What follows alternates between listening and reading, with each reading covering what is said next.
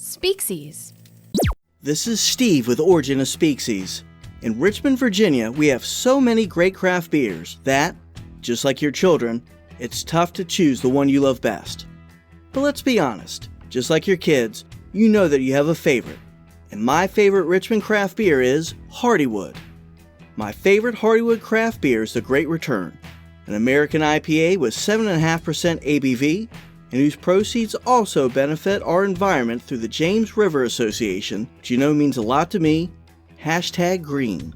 To order Great Return or another great beer from Hardywood Brewery, go to hardywood.com. That's hardywood.com. Hardywood, Richmond's best craft beer. Just like your favorite kid.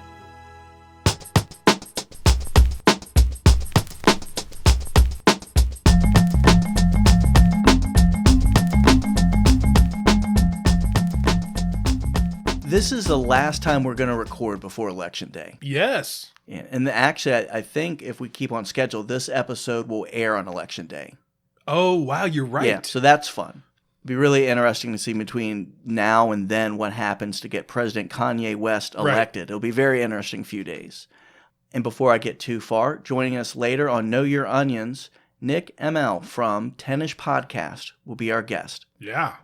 So as awful as this election season's been, I finally figured out something that I wish I had known earlier. And it's how to weaponize your election options for your benefit. Oh, man. So let me give you an example. I'm sure that all of our listeners have been inundated with reminders to vote. Yeah, to everywhere. Register to vote early, to make a plan to vote. Whatever that means. I still don't know.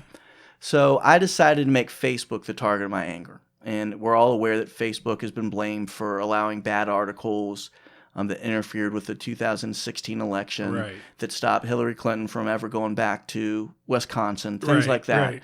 Right. So for a while, I was a little bit sympathetic. But I constantly had to ask them to block the voting updates.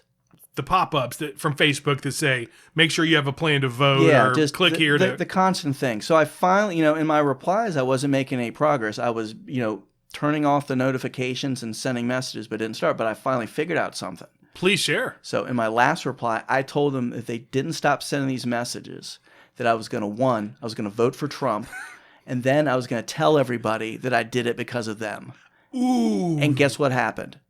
Updates stopped. Are you serious? I am serious. It worked. And now I'm sitting here, I feel like Liam Neeson at the end of Schindler's List. I'm thinking of how many opportunities I missed by threatening to telling people, I'm going to vote for Trump if you don't stop this, and I'm going to tell everybody it was because of you. Well, it's brilliant because regardless of who you're voting for or what your politics are, I think it's pretty safe to say that the big tech companies are, I wouldn't say in Trump's corner. Right. So that's a brilliant strategy, but this is coming out on Election Day. Yeah. So, I mean, frankly, they probably still are doing the pop-ups today. So if you hear this early, you have a chance. You have a Tell chance. them you haven't voted yet. Yeah. And that if you don't. But I'm trying to, again, if I had a time machine, some people would do like really good things like stop Hitler or, invest in a stock.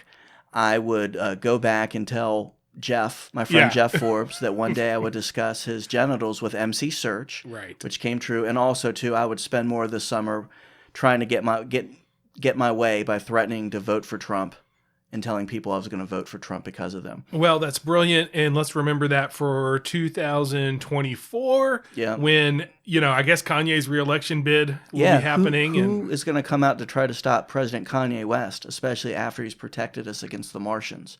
Probably no one, because we'll see. Who would want to? Yeah. Well, welcome to Origin of Species. My name is Scott. I'm here with my good friend Steve.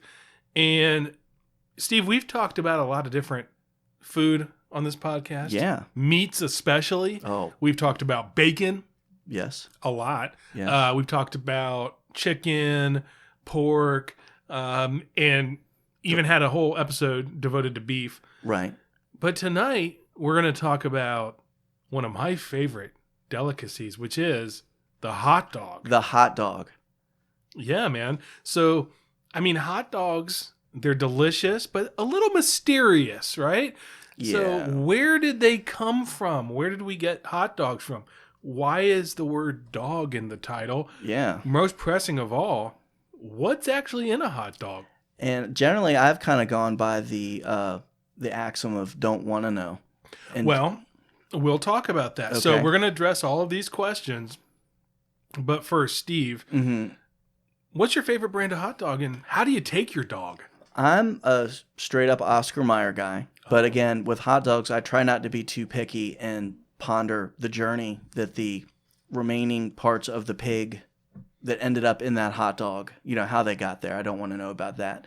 But I Oscar Mayer, I guess. But again, if any hot dog shows up, I'm probably going to eat it. I think one of the things I like about hot dogs is the locations that you have them in. Yeah. You generally don't have a hot dog at some sort of like depressing, sad event. You're at a sporting event. Right. I mean, that's probably I'm either having it in my backyard or someone else's backyard, or I'm at a football game or a baseball game. No, that's very true. But now you have me thinking about what a great idea it would be at like after a funeral. You have the little normally it's like egg salad sandwiches. Yeah.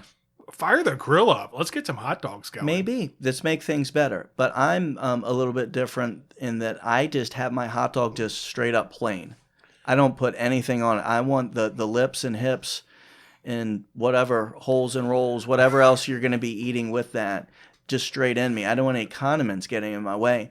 It's a contrast to my beautiful wife, who she's somebody that she basically has like a boat full of condiments with some pig anus in there eventually. It's in there somewhere, but it's buried under everything else. Right. The tube steak, as it's called sometimes, or the hot dog, is just sort of there to hoist up all the other, like there's the Chicago style, they use tomatoes and like celery salt and pickles. Yeah. But that is one thing I appreciate about you, Steve, is I already knew the answer to that because we've hung out a lot. Yeah. And you're one of the most low maintenance when it comes to food, which is meat and bread, you're good. Like a hot dog and a bun.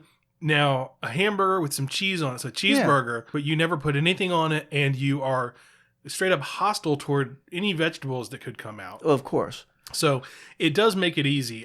Personally, I'll eat them any kind of way. That's my thing. That's my problem. But people do love hot dogs. So without naming any names, my friend Lincoln and I, I'll name his name, are coworkers, and we had this coworker who was really into hot dogs. So like every day he would disappear for his lunch break and come back with a couple of crispy red boxes of 7-Eleven Big Bites. Oh. And I would always think about the last time I had a Big Bite was when you and I were working together, and I ran up the street to 7-Eleven at lunch and grabbed one and came back, and you gave me one of your looks. Yeah, that kind of resting judgment face that I generally have all the time.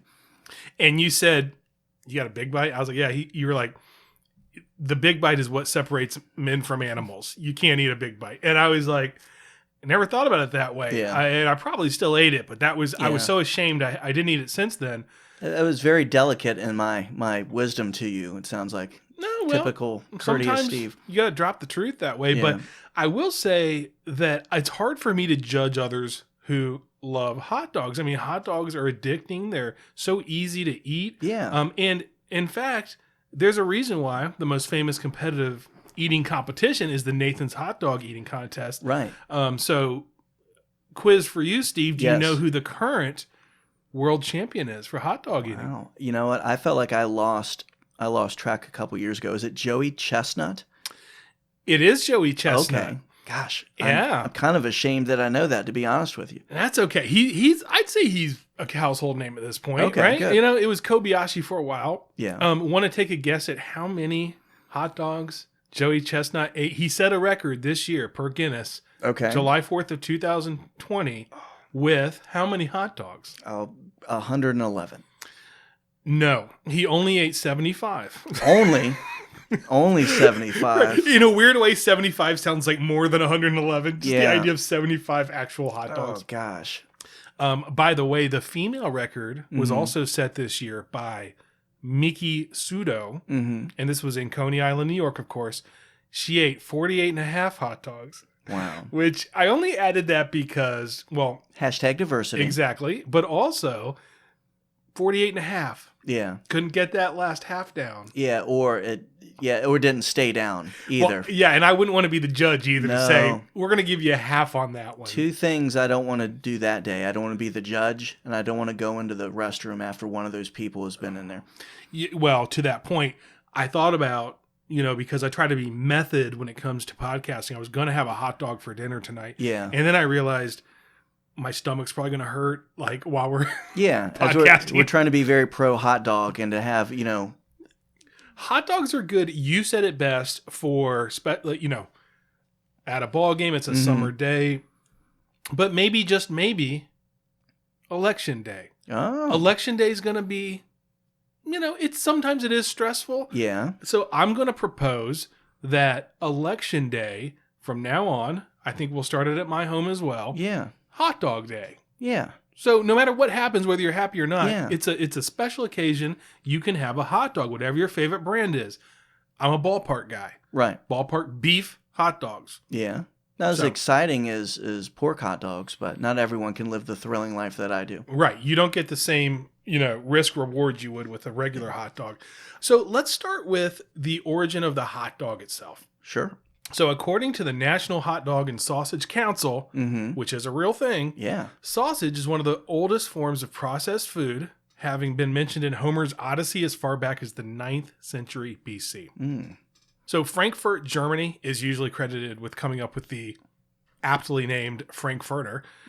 But of course that's disputed. Everything from back... By the way, there's going to be a lot of things that are disputed, but we're going to have some knowledge dropped on us by one of our favorite people. And I just want to say I applaud you for taking on this topic, because I remember when we were looking at a list of stuff, I'm like, this, not fooling, is actually a very contentious subject, and people get angry about this topic. Well, we're not going to shy away from this. We're going to just dive into it.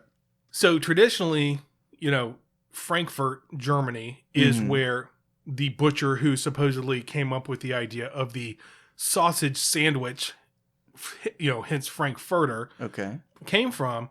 But many say that it was created in the 1600s by a butcher in Coburg, Germany, named Johann Georg Henner. And he was promoting his product in Frankfurt. So we're not going to settle this one, but we can definitely say it came from our good friends, the Germans. The Germans. As for the hot dog in America, well, that's also disputed. Right. Austria had a version in Vienna known as the Vienna sausage. The Vienna sausage. That was created back in the 1400s.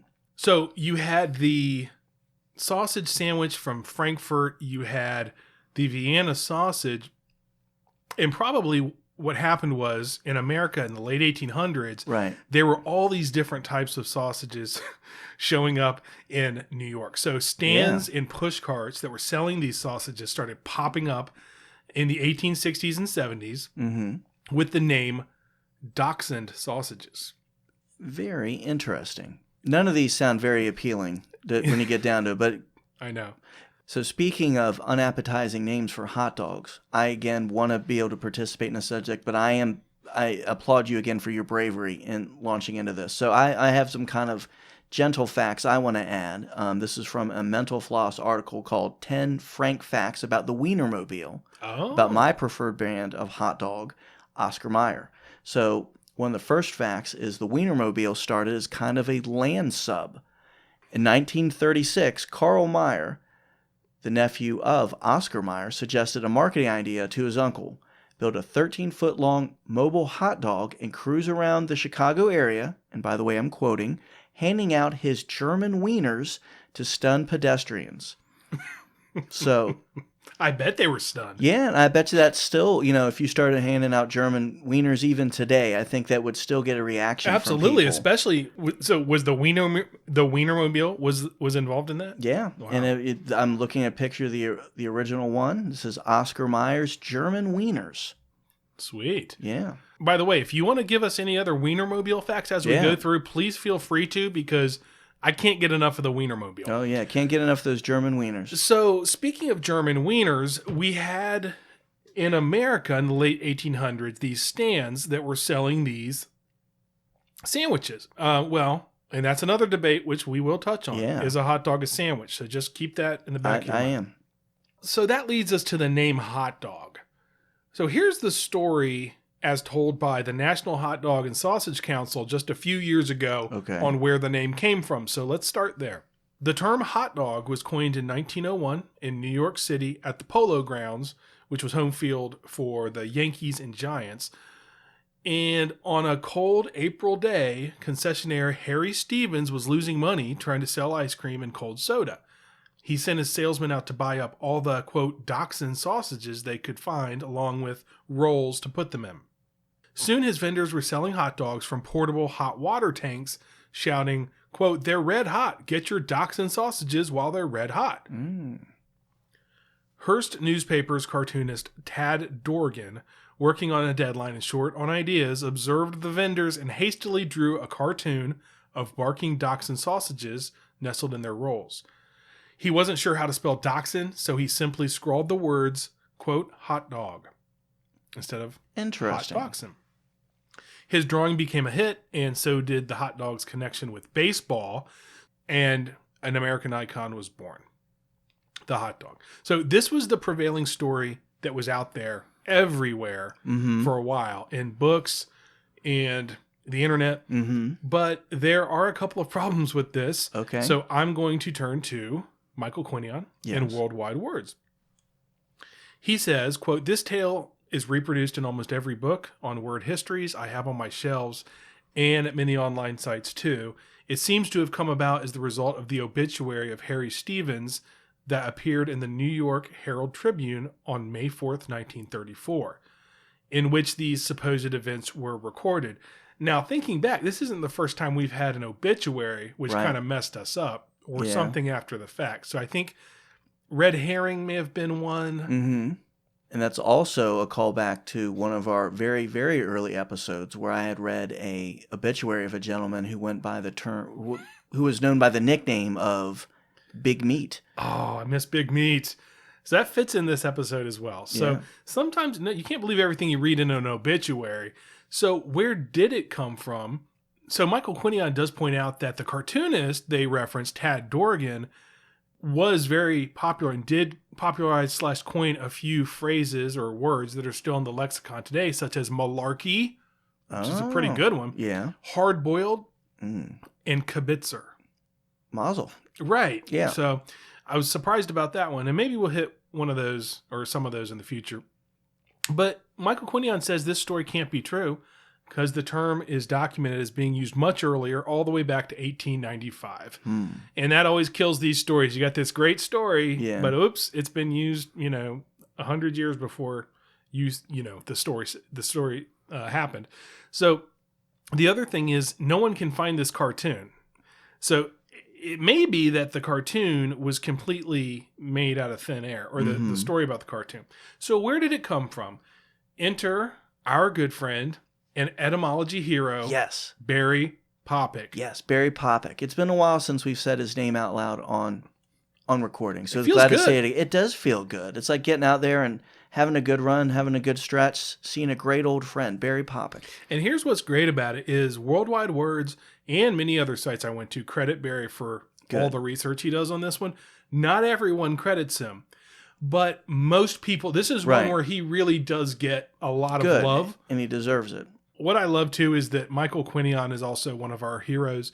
And he says, quote, "All of the information we have comes either directly or indirectly from Mr. Popik." Yes. So Quinion goes on, "It seems that the link of dog with sausage actually goes back to the middle of the 19th century in the U.S., expressing dark suspicions about the contents of the sausage." Yeah. Mr. Popik even found a popular song of 1860, of which you may know another version. So I won't sing it, but let me just quote this song. Okay.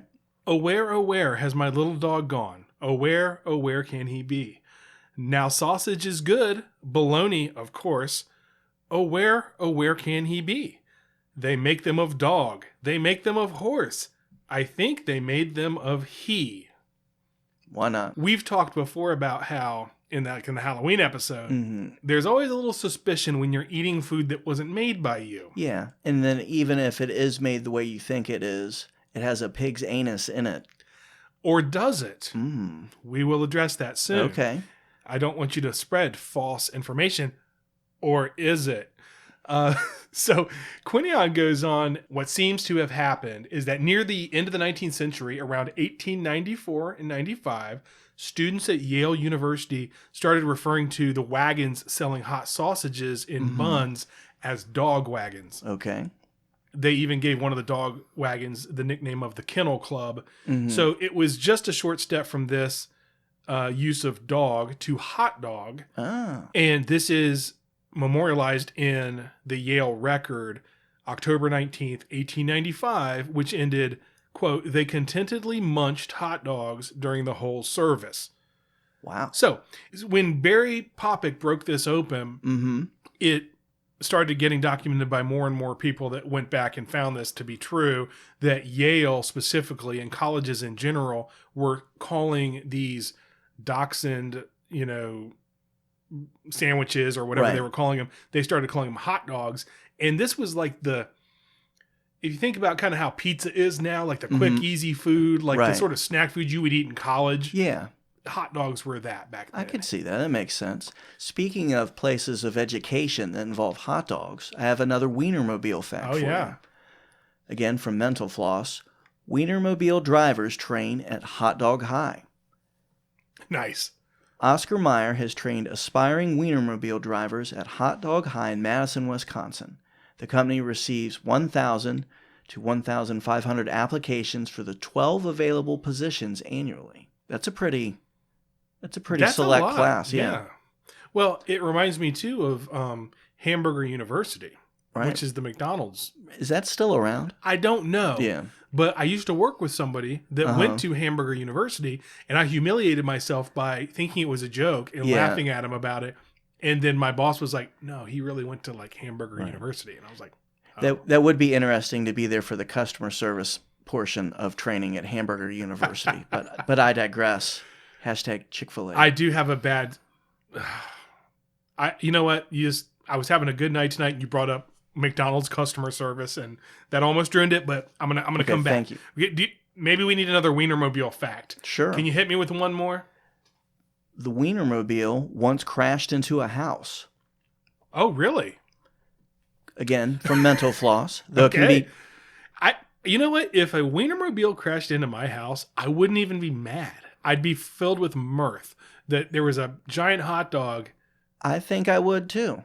So in 2009, near Milwaukee, Wisconsin, the driver of the Wienermobile attempted to back the vehicle out of a residential driveway, but instead of being in reverse, she shot forward and bored into an unoccupied home. So the only thing that would be sad, if the Wienermobile ran in my house, I would be I think I could find some mirth in it. Yes. However, if you had ever had to explain, so what happened to the rest of your family that used to be here, and that the cause of their death was the Wienermobile, I think that would take some of the mirth out Absolutely, of it. That's true. So just to sort of wrap up the origin of the phrase, as we said, this has been debunked by Barry Popik. It was not the cartoonist that called it a hot dog because he didn't know how to spell dachshund. It was the college kids at Yale and sort of the fact that they were referred to as dachshund sausages. And frankly, I mean, a dachshund is a dog. So that paired with the fact that the jokes about, there being dog and other things in the meat is where it came from. Now, it just so happens that right around the same time in the late 1800s, the phrase hot dog was used in a different context, which was a well-dressed young man was said to be hot dogging it or being a hot dog. Yeah.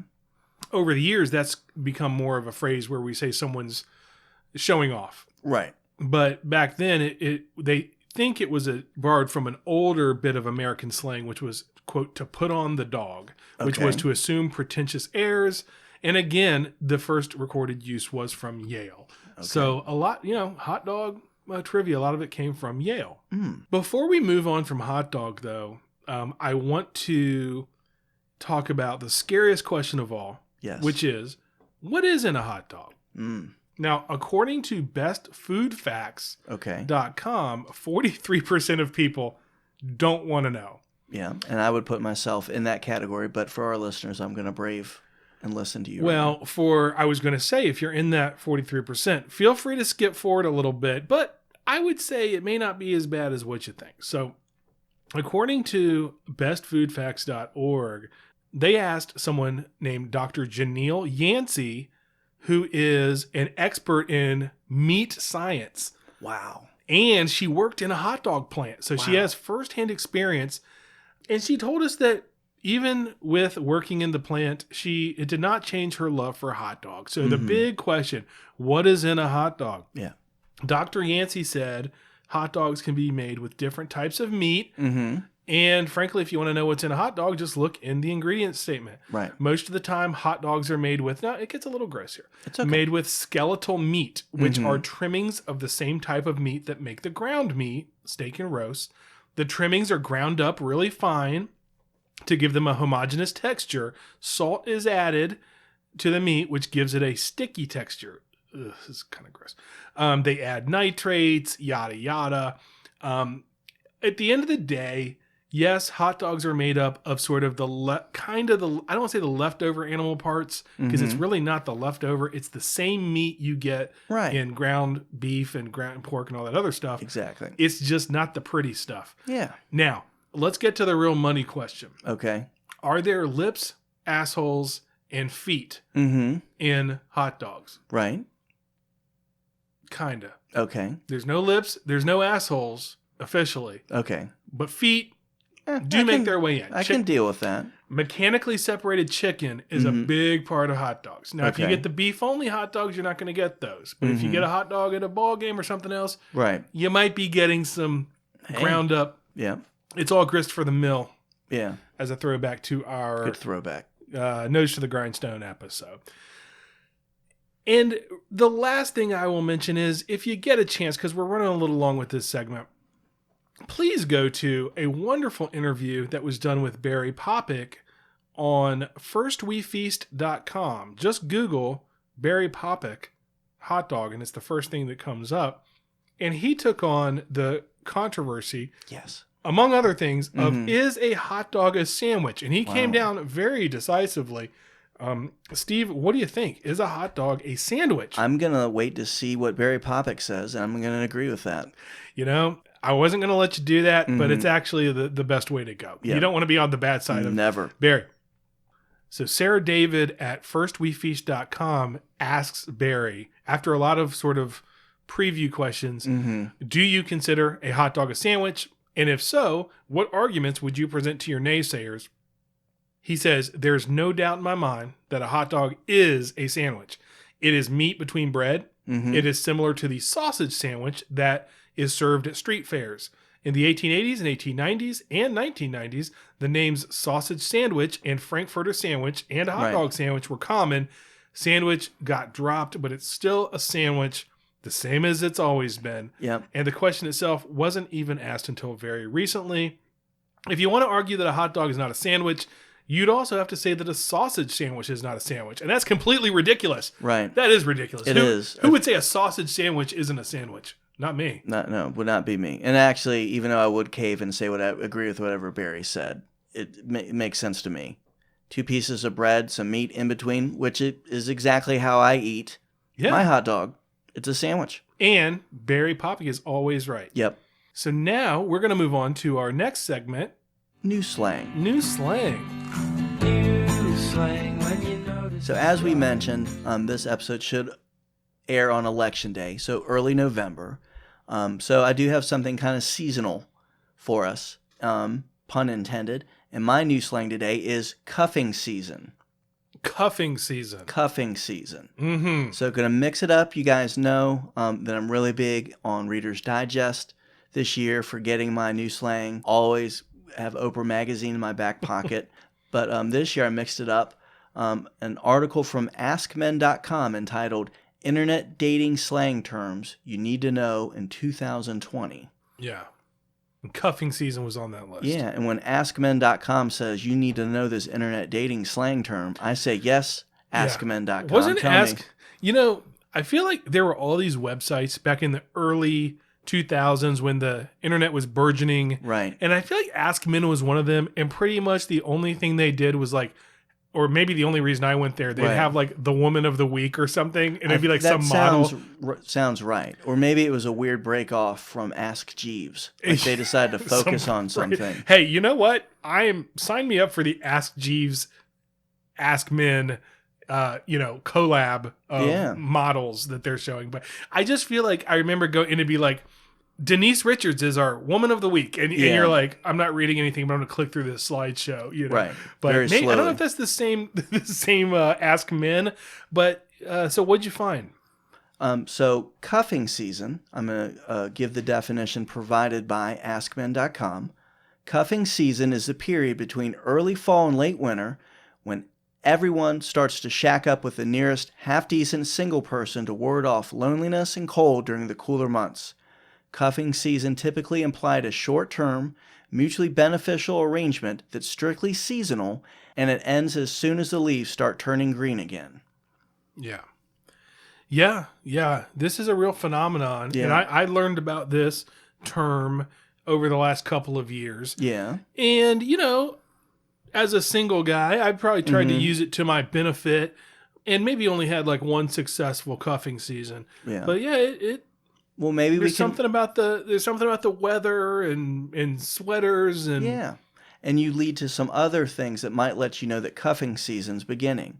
For example, from AskMen.com, yeah, Starbucks just brought back the pumpkin spice latte. Yeah, it must be cuffing season. Yeah, it's PSL time. So some research I did, it sounded like I should have maybe done this a month earlier, but I think now that the election's over and that Kanye West is president and everyone agrees on that and is being united by that, it's kind of tough to cuff before Election Day. But now afterwards... If there's one thing that America can agree on, it's their love for Kanye West. Yeah, I think everybody does. Yeah. So it is new slang, so it would be wrong to not go to urbandictionary.com. You have to. I'll give their definition along with an example. So their definition is, during the fall and winter months, people who would normally rather be single or promiscuous find themselves, along with the rest of the world, desiring to be cuffed or tied down by a serious relationship. The cold weather and prolonged indoor activity causes singles to be lonely and desperate to be cuffed.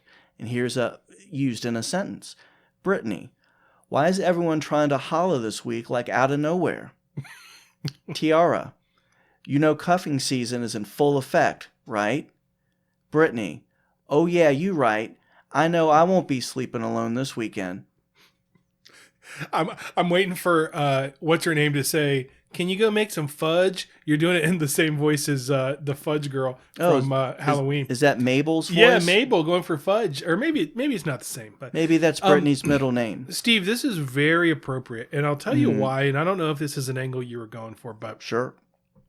2020 has been a year of cuffing season.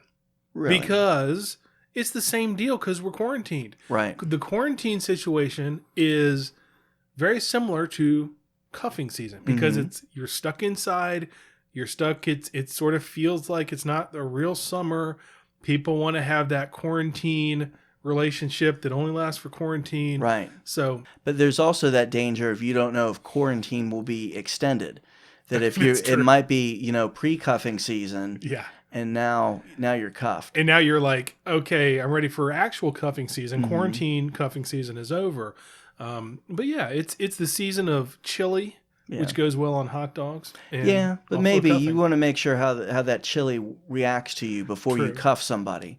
But is it right for everybody? So I'm going to go to Psychology Today. Cool. On their article, What is Cuffing Season? Getting cuffed might sound appealing, but don't jump in until you've considered the big picture. If your goal is to find a long-term partner, beware of starting a relationship during cuffing season. Like a summer fling, relationships that start during the colder months often have an expiration date. It's typical for these relationships to end just as the weather warms up, when people have more motivation to get out and about and more options are available to them. So I don't often go to Psychology Today for relationship advice, and I don't know if I'm going to start now. But based on that, it seems like the only time you should start dating someone is basically very early fall or late spring. or, Right. some weird. Well, I think if you read, I think the subtext there is, Yeah. if you're worried about taking your shirt off at the pool, Oh, don't think you're going to have a long-term relationship starting around the fall. okay. Because, yeah, well, you got those sweaters on and you guys are all pounding chili and it's not, Yeah. bikini weather or just bathing suit weather. Mm-hmm. It's all good. But come early spring or spring, everything's going to come out to bear. And other options are going to be available, and maybe you don't look so good at the pool. That's how I'm reading it. Yeah. I've never had that as an issue, so I can't really relate to that. But I think that is a very good point that you brought up.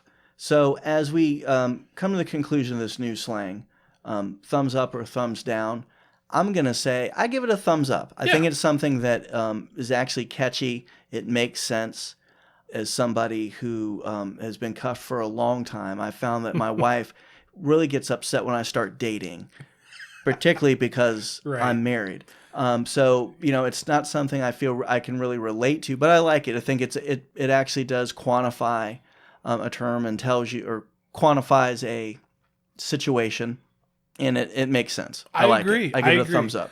I'll give it a thumbs up also. I think this is a term that I had not heard till a couple years ago, but it's very accurate, and there's a need for it because there's no other term that I can think of for it. So I will also give it a thumbs up. Yeah, and just like Tiara said, cuffing season is in full effect, right? Right. And that was our new slang. So the next phrase we're going to do is one that has been on the list for a while, and that's cut the mustard. Cut the mustard. And it's one that's never made sense to me, but I like it. It's sort of like, I put it in the category of like cold shoulder, happy as a clam, ones we've done before where I do use it a lot, but I have no idea why or what it means. So I'm glad we're finally doing it. I feel like this one's more used in a negative way, like someone doesn't cut the mustard. Right. But what about you, Steve? Any thoughts? Do you use this one? I think it is one that I do use, and I think I use it, like as you mentioned, in kind of a negative way. Something it's used to show that something isn't making the cut. It's not approved. If I was in a situation that cuffing season was applicable, right, I might say this person does not cut the mustard. Yeah. And therefore I will not eat chili and hot dogs with you. Yeah. So according to dictionary.com, it says to cut the mustard is, quote, to reach or surpass the desired standard or performance, or more generally, to succeed, to have the ability to do something. For instance, and again, this is from dictionary.com, Beyonce really cut the mustard in her new song. Which is a really weird example. Because I think it's a terrible example. I can't imagine anyone ever saying that sentence has never been said. Yeah. And maybe that's why dictionary.com is the llama of dictionaries. So where did the phrase originate? Well, just like hot dog, it originated in America. Yes. The phrase can be found in Galveston, Texas newspapers back in 1891 and 1892. The author, O. Henry, who spent many years in Texas, where he probably picked up the expression, used cut the mustard in his 1907 collection of short stories, The Heart of the West. He said, quote, I looked around and found a proposition that exactly cut the mustard. So I looked up O. Henry, who that was his pen name. Right. I think everyone, he's like probably the most famous of the people that have pen names. You think of O. Henry. His actual name was William Sidney Porter. And I looked for other words and phrases coined by him. And the only other one I found was Banana Republic, which is a good one. Yeah. It's a sort of pejorative, which means a politically unstable, undemocratic, and tropical nation whose economy is largely dependent on the export of a single, limited resource product, such as a fruit or a mineral. Or the same clothes that you could buy at the Gap, except more expensive. Yes, that's true. So going to worldwide words, one explanation for the term cut the mustard that's sometimes given is that the phrase is a corrupted form of cut the muster, which is somehow connected to the military muster. So when there was an assembly of troops for inspection, you would either pass muster or not. So maybe there's some connection there, but it's kind of hard to see how pass muster would be connected with cut the muster, because you would think cutting the muster would be a negative, and there's no record of anyone ever saying cut the muster. So, I mean, I don't know if that had entered your brain at all, Steve, but I think I'd kind of tried to connect that before in my head of cut the mustard and pass muster maybe meant the same thing. I had thought that before, so it's good to see that connection. That Mr. Quinion saying it makes me feel even better about the whole thing. Yeah, so it's natural, I think, to think that. The truth is, it's much more likely that it is a development of the long-established use of mustard as a superlative, as in phrases such as keen as mustard, or in the 19th century in America, mustard was used figuratively to mean something that added zest to a situation. So there was a term, the proper mustard, which meant it was like the genuine article, or one that we've done before, the real McCoy, the proper mustard. The move from being the genuine article or the proper mustard to something excellent is a short step, as Michael Quinion says. O. Henry did also use the word in this sense previously. So in Cabbages and Kings, which was a short story collection in 1904, he said, "I'm not headlined in the bills, but I'm the mustard and the salad dressing just the same." So the idea of mustard being a positive, sort of spicy, good thing is one of the things where this may have come from.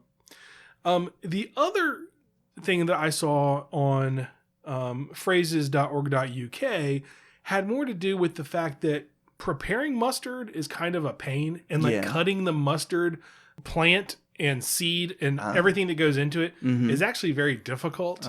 So it could be that not cutting the mustard just means you're not skilled enough. It takes skill to do something like that. In summary, we don't really know why exactly cut the mustard is, like why we say it. We do know it was popularized by O. Henry. Michael Quinion does mention, though, that even though, when Michael Quinion can't tell you the origin, you pretty much say it ain't out there. He does mention that the word mustard derives from an ancient French way of making a hot condiment by grinding up the seeds of various members of the cabbage family in the freshly pressed juice of grapes, then called the mouste, which is must in modern English. A French word, moustard, appeared to describe the mixture, which was brought into English in the 12th century and quickly settled to the modern spelling of mustard. So at least we have the etymology of the word. We're not exactly sure where this came from, but doing the hot dog episode, I thought it was important that we talked about cut the mustard. I do have to point out, though, before I finish the cut the mustard piece, is that dictionary.com is officially on my list of places not to go to anymore. So I'm declaring you're off the list, because they ended their article about cut the mustard, which had really didn't add a lot to my research, with, in all bold, mustard is awesome sauce. With a link to awesome sauce as a term that they actually have in their dictionary. Well, I'm glad that askmen.com showed up tonight, because maybe they can fit in that spot. I'll switch out dictionary.com with AskMen, because anyone that listens to this show knows that I'm not a big fan of the term awesome sauce. So before we get to our final segment with Nick Emel from the Tennis Podcast, I want to also leave you with one last thing. So I asked you how you like your hot dogs, and you said just a hot dog and bun. And I said I'll have mine however, but probably my favorite hot dog experience is the Costco hot dog. Oh, the Costco hot dog. Which I don't know what's in that one, and I don't care. It's a delicious hot dog. And if it's got pig anus or pig feet, it's probably from somewhere called Kirkland Farms. It's Kirkland Pigs. Yep. And I love a big old Costco hot dog with mustard and relish. So relish, I thought we would talk about real quick the etymology of relish. So relish is a word that goes back to the 1520s, and it means taste or flavor. It's an alteration of the word relish, which means scent, taste, or aftertaste, from Old French reles, R-E-L-E-S, which means something remaining, that which is left behind, from the word relesser, to leave behind, from the Latin relexere, and I know we're going a long journey here, Yeah. but that means to loosen or stretch out, be slack or languid. So the same root word for relax is the same root word for relish, which simply means to take a step back, relax, and enjoy. Right. And to me, that's what relish is. You enjoy the taste or flavor of something. It didn't become used in the sense of a condiment until 1797, something which imparts flavor. And of course, the relish that we put on hot dogs is a sweet green pickle relish. And for further listening, I would suggest you check out one of my favorite episodes, In a Pickle and Salad Days, which is at the end of season 1, I believe. It's actually episode 27. Beautiful. Now, there's one more thing that I like on my hot dogs, especially those Costco hot dogs. Yeah. And that is onions. Onions. And now we are going to do our Know Your Onions with Nick Emel from the Tennis Podcast. And now a joke from Barry Popik. I'm Barry Popik, and here's the joke. Almonds are good for when I want to have a healthy snack, and I want to stop having about $12. For more jokes like this and much, much more, go to barrypopik.com. That's Barry Popik, Popik.com. And now back to the show.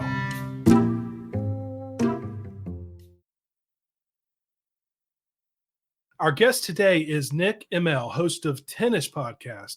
Each week on the Tennis Podcast, Nick and his co-host Brandon Kaufman discussed a different top 10 list. Recent topics include top 10 best-selling fiction authors, top 10 most brutal dictators, and top 10 most popular comic strips. Most importantly, tennis just crossed the 100-episode barrier. Please welcome Nick Emel. Thanks for having me, guys. Yeah, thanks for being here. So congratulations on 100 episodes. As fellow podcasters, we know what a milestone that is. Yes. Did you do anything special to celebrate? I took a break. After 100 episodes, we took like a month off for the first time. And you guys will know this, but it's a grind, but it's fun. And 100 episodes in, as of the time of recording this, we're actually 105 in now. So we are in it for the long haul. Whether you want us to be in it or not, we're here. 100 episodes. We want you to be here. And we want our listeners to know also, if you look up Tennis Podcast on any major podcast provider, you can find them and listen to them. Yeah. And that's Tennis, like the number 10, 10 ISH. What I like about your podcast too is there's a lot of podcasts that do lists, but yours is mostly, and correct me if I'm wrong, but it's quantifiable. Yeah. Right? So it is. Yeah. I love that because anyone can say their top 10 favorite horror movies and you're going to get probably most of the same stuff. But what you guys do is you say, here was the actual, like one I listened to recently was, I think, The Deadliest Cults. Mm-hmm. And that was really cool because you're going by actual body count. Yep. And you may have not heard of some of these as you go through. So where did you get that idea? What spawned that? Yeah, so it's interesting you bring up the Colts episode because me and Brandon, my co-host, we actually first tried to do a true crime pod, and we recorded an episode or two. It was awful, and we also, as everyone knows, the true crime was like the most oversaturated place in the podcast world. So me and Brandon worked together, and we traveled a lot, and we would do these lists, and just like the show, basically. Mm-hmm. And then we decided to turn it into a pod. And what you were saying, Scott, is right, where nobody cares who Nick and Brandon are. So you don't care what my favorite horror movie is, but you might care what the highest grossing horror movies are, or you might care what the, most popular breakfast cereals are based on the actual sales of cereal. So 9 times out of 10, our lists are based in, those quantifiable metrics. Every once in a while we have an exception, but and as far as I know, we're the only show that has that format. So it's fun. And the other cool thing is, even for myself and Brandon and hopefully the listeners, I learn something new every time I do an episode, big or small. So yeah, it's a really fun show. I have a great time doing it. It's a lot of work, but. So actually, I do have one more question before we get into Know Your Onions. How did you and Brandon, how do you guys know each other? You said you worked together? Yeah. Is that how you met? Yeah. Well, we worked together for 9 out of the last 10 years. And I recently got a new job, so we don't work together now, but we did. And he kind of follows me around like a little puppy, and I help him get his, he was actually my boss at one point. Which most people who listen to our pod probably would not guess that dynamic. But yeah, we met each other at work and bonded over our shared hatred of, various things, which I won't get into here. Yeah. And the rest is history, as they say. Very good. A relationship born out of hate. I think we can relate. Yeah, that a little bit. Most of my best relationships are bonded over hate and annoyance and pet peeves. Well, turning to something a little more positive, this episode you are being featured on is a very special episode, and actually somewhat inspired by you and your love of hot dogs. This is our hot dog episode. So whoa. Aren't you a hot dog guy or no? No. You're thinking of Brandon. Oh, is Brandon the hot dog guy? Brandon's the hot dog guy. Because I'll give the 10-second version of the story, but please.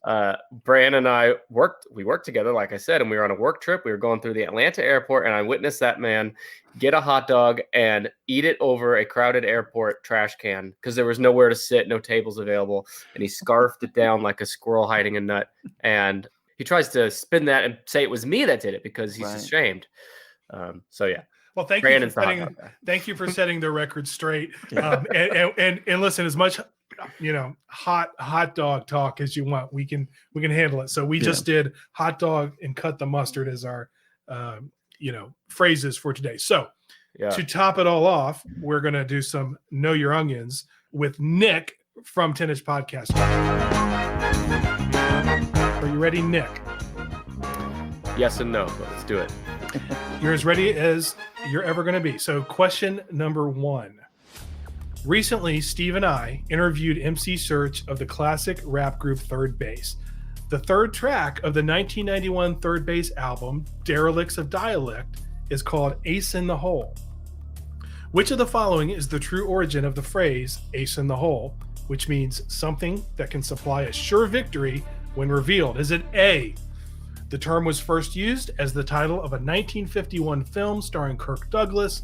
The plot involved Douglas's character delaying a rescue in order to cash in on the notoriety of having exclusive reporting rights to the rescue attempt of a man, Tom Ace, who had fallen into a sinkhole. Is it B, the phrase ace in the hole originates from the game of poker, where a card dealt face down and kept hidden is called a hole card, the most valuable card being the ace? Or is it C, legend has it that folk hero of the Old West and notorious card sharp, Wild Bill Hickok, was known to occasionally cheat at cards? In 1876, Wild Bill was shot by a man who accused him of pulling a card from the back of his pants. When the deceased Wild Bill's body was searched, many cards were found hidden where the sun don't shine. His asshole. The story spread like wildfire, and card sharps across the Old West were warned about the fate of anyone attempting to pull an ace from their hole. So is it A, the Kirk Douglas movie, B, the hole card, or C, Wild Bill Hickok pulling an ace out of his hole? So the first one was about a character, right? Named, what was it? Tom Ace. Tom Ace. Okay. And the second one is second one is the most straightforward one, right? It's just the most valuable card in a poker game. The third one is the most outlandish, but interesting. I want the third one to be true, where people pull valuable cards out of their asshole, as you so delicately put it, Scott. But I just can't get behind it. I can't get behind the asshole cards. I'm going to go with, usually, what's that? theory where like the simplest Occam's razor. Occam's razor, yeah. Yeah, the simplest answer is usually the correct one, and I'm going with that, which is the second option. Ace in the hole is the most valuable card in poker. Very well done. The answer is B. Yes. Ace in the hole just refers to the hole card in poker. Good job not going for the bait and getting behind the fun one there. Especially in a hot dog themed episode. We don't want that one to be true. Yeah, there was no hot dog in there. So I'm waiting for. Well, we had holes, so we're getting close to We're hot getting dog. close. We're kind of building to it. All right, you ready? So here we Yeah. go. Question number 2. Which of the following is the true origin of the phrase pushing the envelope? Is it A, pushing the envelope was the name of a dance that sparked a craze in the 1930s? The dance that eventually became known as pushing the envelope is said to have been created by African-American youth dancing at the Big Envelope Club in South Carolina. Okay. Is it B, the phrase was popularized by Tom Wolfe in his 1979 book about the space program, The Right Stuff. Wolfe referred to the flight envelope, which covers all probable conditions of symmetrical maneuvering in flight. Test pilots were doing things to push that envelope. Or is it C, pushing the envelope describes a thought experiment, sometimes described as a paradox, devised by Austrian physicist Erwin Schrödinger in 1935 during the course of discussions with Albert Einstein. The scenario presents a hypothetical envelope that may be simultaneously inside and outside of a box. So is it A, the pushing the envelope dance? Is it B, Tom Wolfe in The Right Stuff? Or C, the Schrodinger's envelope? Okay. What do you think? First of all, you're not going to trick me with Schrodinger's cat, who lives inside that box, allegedly. And what was the name of that dance club in the Big Envelope? The Big Envelope. You never heard of the Big Envelope? Now, I'm trying to rationalize in my mind. Okay, I'm coming up. What was the place? It was a club, right? Yeah, the club was literally called. Hold on. Yeah, the Big Envelope Club.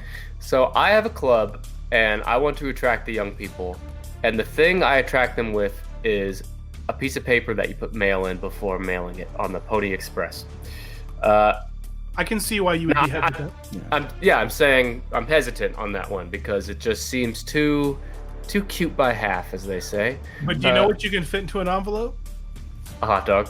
A hot dog. Well, it depends on the hot dog, because if it was the hot dog my co-host Brandon was eating over that airport trash can, I don't think it would fit in there. It'd be a manila envelope. That was a foot long. Yeah, you might need yeah. Okay, I'm gonna go again. Follow my same rationale as last time. Occam's razor. The simplest is usually the correct. Well, I don't know if it's the simplest, but it's the most boring answer of the three, right? Maybe. Yeah, I would say you might be right. Let's see. The answer is B. Yeah. B. So you were right about Schrodinger's cat. Being good call on that. As well as the A was about the Big Apple dance craze, not the Big Envelope. So you are 2 for 2, and we are now going to go to Steve's very special question. Great job so far, Nick. Before our final question, recap a little bit more about the 10-ish podcast with new episodes every Wednesday. A frequent topic is hot dogs. I like hot dogs for a variety of reasons, generally because they come from cows or pigs, two of my favorite animals. And I have not eaten one, as your co-host Brandon did, at an airport, but I'm intrigued by the thought of that. Next time I'm at an airport, wow my family with my hot dog pounding skills. So Nick Emel of the 10-ish podcast that has new episodes every Wednesday. Yes. I have 3 questions for you regarding the Oscar Mayer Wienermobile, and to see which one you can finally a hot dog question, you guys. True. Finally, we've had holes, we've had cats, we've had we've been kind of building to this. If you listen, so which one of the following facts is not true? Which one is false? Which one is false? Okay. Or not true? Whatever you want to put it. Is it A? The Wienermobile was once driven by Little Oscar. Throughout the 1930s, 40s, and 50s, Oscar Mayer enlisted various little people to portray Little Oscar, company mascot sporting a chef's hat. Little Oscar soon assumed piloting duties for the Wienermobile, waving to crowds and dispensing wiener whistles that kids could use to alert other children to the presence of their car. Nothing shouts out, "Pay attention to me," like a wiener whistle. And handing out wiener whistles to That's children. right. Nothing bad could come from that. Or is it B? Wienermobile passengers ride shot bun. Wienermobile motorists, aka hot doggers, typically ride in pairs. The driver keeping an eye on the road and the passenger acknowledging and waving to passers-by who want to interact with the vehicle. This is known as riding shot bun, and the greetings are mandatory. Or is it C? Wienermobile used to rescue Japanese soldiers. 1956, a troop of Japanese soldiers were found on an atoll near the Hawaiian Islands. They had never heard that the war was over and that the emperor had surrendered. They had been driven mad by the sun, by exposure and malnutrition by the time U.S. forces discovered them in 1956. Unable to find a non-violent solution, they finally came up with one at the last moment before conflict was begun. One of the commanders had an idea. The Wienermobile was touring Hawaii at the time. The commander had the Wienermobile boarded on a ship and brought to the island. When the Wienermobile was shown to the Japanese soldiers, they were spellbound. And they were provided hot dogs from the Wienermobile. Does not say if they got wiener whistles, though. It broke their madness, and they surrendered to U.S. forces. So, Nick Emel of the Tennis Podcast, last one, which one of these facts is a false fact, is not true? Is it A, Wienermobile being driven by Little Oscar, B, Wienermobile passengers riding shotgun, or C, Wienermobile used to rescue Japanese soldiers? I just want to know, for things like the last one, which can't be true, now again, do I want it to be true? Is a different question than is it true? Yeah, but then you're also saying that some guy handing out wiener whistles could be true. So I mean, they're all weird. But well, there's been plenty of evidence of that over the decades. Now, did you make that last one up from scratch, or are you pulling from something there? Maybe you'll reveal here in a second. I think you should hear an answer first. Yeah, because if not, then you should seriously pitch that to some Hollywood studios or something as an idea. So I'm gonna go with. So C is not true. All right, you are correct. And you know what? I'm also thrilled to know that. So realistic. I was worried that you were just going to be stuck forever on figuring out which one was false. But unfortunately, Wienermobile used to rescue Japanese soldiers. False. But where did you get that? It could be some like throwback like Magnum PI episode. Where did you get that? Because I know I based mine off of like something else that's Schrodinger's cat. Was that from scratch or no? I had watched a movie where a soldier from Vietnam was thrown off a boat and ended up on a Hawaiian island when he met Japanese soldiers who taught him karate. And they went back to Los Angeles and decapitated a bunch of people with a sword. Oh, now that is true. I heard that on a true crime podcast, I think. Okay. So no wiener whistles for them. But you know, I'm most thrilled by this. This whole night is worth it because of the shot bun being a real thing. And now my wife and kids will have to deal with me calling it shot bun for the rest of my life. The gift that keeps on giving, our podcast. So I got 3 out of 3, right? Yeah, you're the winner. 100%. Did I win an airport hot dog? You know what? Next time we're in Chicago, which is known for its hot dogs. Yeah. We'll come find you and bring you an airport hot dog. And that won't be weird at all. No. Nick, thank you for joining us. Good job on your perfect score. If you want to hear more from Nick and Brandon, you can check out the Tennis Podcast wherever you get your podcasts. Yeah. Mm-hmm. So Nick, great job. Congratulations. Appreciate you coming on and cheers. Thank you guys. Would love to come on again and score a perfect score again. It was fun. Special thanks to Nick Emel from Tennis Podcast for joining us today. You can find his podcast at any major podcast provider. Some great things coming up for Speaksies. Next week's episode features as a special guest comedian Dusty Slay. You can actually see his interview today on Patreon if you support Origin of Species on Patreon. Any level of support allows you to receive all the benefits, including exclusive video like our interview with Dusty Slade. Well, and the other thing is it's unedited video. Right. So the audio that comes out on the show will be cleaned up a little bit. Yeah. But there's flubs and things like that. Yeah. You'll see it on Patreon. And actually some hot dog action, potentially. Potentially some hot dog Potentially, we'll action. see. Well, thank you so much for listening to Origin of Species. So, Bob's your uncle? Watch out for bears, and kale is from the devil.